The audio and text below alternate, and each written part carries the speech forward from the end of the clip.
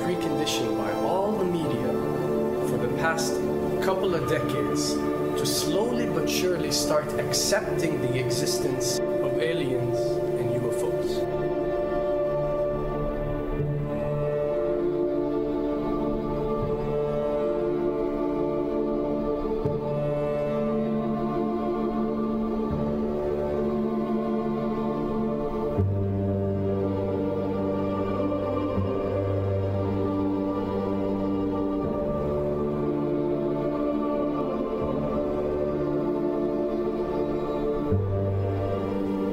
I can tell you right now that 99% of every UFO sighting that has ever taken place has actually not been an unidentified flying object, because this has always been military technologies.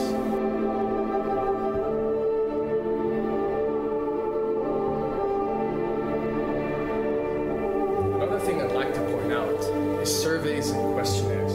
You know, we get surveys and questionnaires all the time, sent out by the state or by the government or by our rulers and our officials and so on and so forth. Do you really think that these ruling powers care about what you think? Do you really think that they're waiting to ask you and receive your answer before making a decision? What happens with these questionnaires is that they are released. For example, what country do you think the US should attack next? And if it yields back results like 70% of the US population believe Iran is the next country that should be attacked, this is actually a study conducted for the effectiveness of the media propaganda that they are using. So when they get such results, they look at it and they be like, all right, amazing. Our media propaganda is working. We are purposely trying to manipulate people to think that Iran should be the next one, and check out the survey results. We're doing a great job in propaganda. That's what it's all about. And if the results come back and they aren't up to par, so let's say 20% want war with Iran and 80% want actual peace, they say, okay, so now we have to go and rework our media propaganda and make it more effective so these percentages change. Why am I saying this? Because of the UFO phenomena. Since the 60s, the amount of people who believe in extraterrestrials have skyrocketed, and they're only increasing day by day in our modern world. This only confirms the success and the plans that are taking place to first manipulate you to believe in UFOs, and second, to conduct a UFO attack that is going to force the whole world to unite to fight off this enemy and accept the New World Order. A former Canadian government official is warning we may be on the verge of intergalactic war, saying, quote, the Bush administration has finally agreed to let the military build a forward base on the moon, which will put them in a better position to keep track of the comings and goings of visitors from space, and to shoot at them if they so decide. I was introduced to the late Dr. Wernher von Braun in the U.S., the father of rocketry. In my first meeting with him, during that first 3.5 hours, he said to me, Carol, you will stop the weaponization of space, because there is a lie being told to everyone that the weaponization of space is now first being based upon the evil empire, the Russians. There are many enemies, he said, against whom we're going to build this space-based weapon system, the first of whom was the Russians, which was existing at that time. Then there would be terrorists. Then there would be third world countries. Now we call them rogue nations or nations of concern. Then there would be asteroids. And then he would repeat to me over and over, and the last card, the last card, the last card would be the extraterrestrial threat. As a military strategist, as a person who worked on the MX missile, which I did later, he said, you will find that there is going to be a spin to find some enemy against whom we have to build space-based weapons, and now we should expect the spin. And that's the formula, except that it's all based on a lie. A supersonic saucer. Called the Silver Bug, it was truly revolutionary. The plans show in detail a multi-jet engine craft that boasted amazing maneuverability and speed. It's an intriguing thought that this concept may tie in with the work of the German scientists who brought saucer technology to the US at the close of the Second World War. What was needed were certain cover stories. What do you do when people are spotting aircraft and then telling reporters that they've seen something very unusual flying out of an airbase in Nevada?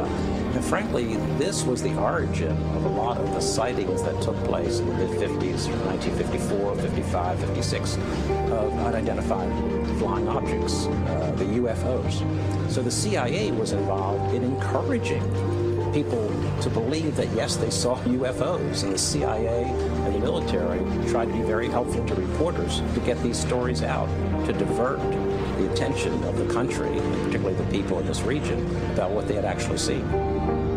Mexican Air Force pilots capturing on videotape what are said to be 11, count them, 11 UFOs. The Mexican Air Force has released a video that some of you are going to find difficult to believe. A journalist says it shows images of UFOs tracking a Mexican military plane. So what's the truth about UFOs? The story of successive attempts to develop radically new forms of flight, conducted under the strictest secrecy, is inextricably bound up with our relationship with UFOs over the last 60 years. Whether it's Allied pilots buzzed by strange balls of fire in 1942, or the Roswell incident 5 years later, there is a strong case to be made that secret military technology offers a convincing explanation for many UFO stories. Anytime the government has secrets that they can keep from us, they can manipulate us by those secrets. In essence, they still remain 25 years at least ahead of us in technology, information, and knowledge, and secrets, and they are using them against us. I heard over the years many times over that the plan to usher in the New World Order would be to make all the people in this country and around the world feel totally helpless to prevent the New World Order from occurring, this world dominance plan, by saying that we had been invaded by aliens, so that we would say, oh, please, UN, come in and help us all. So bear in mind that there is a plan, orchestration,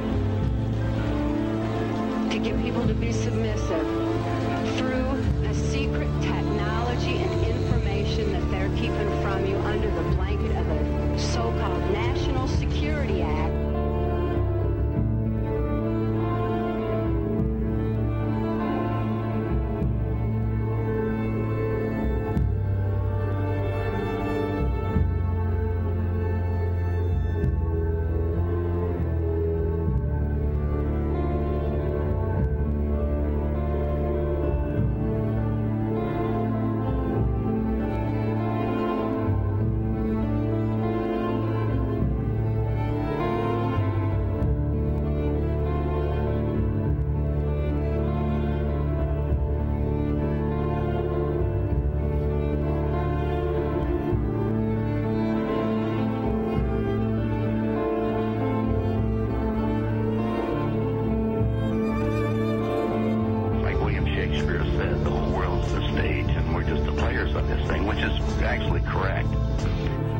Perhaps we need some outside universal threat to make us recognize this common bound. I occasionally think how quickly our differences worldwide would vanish if we were facing an alien threat from outside this world.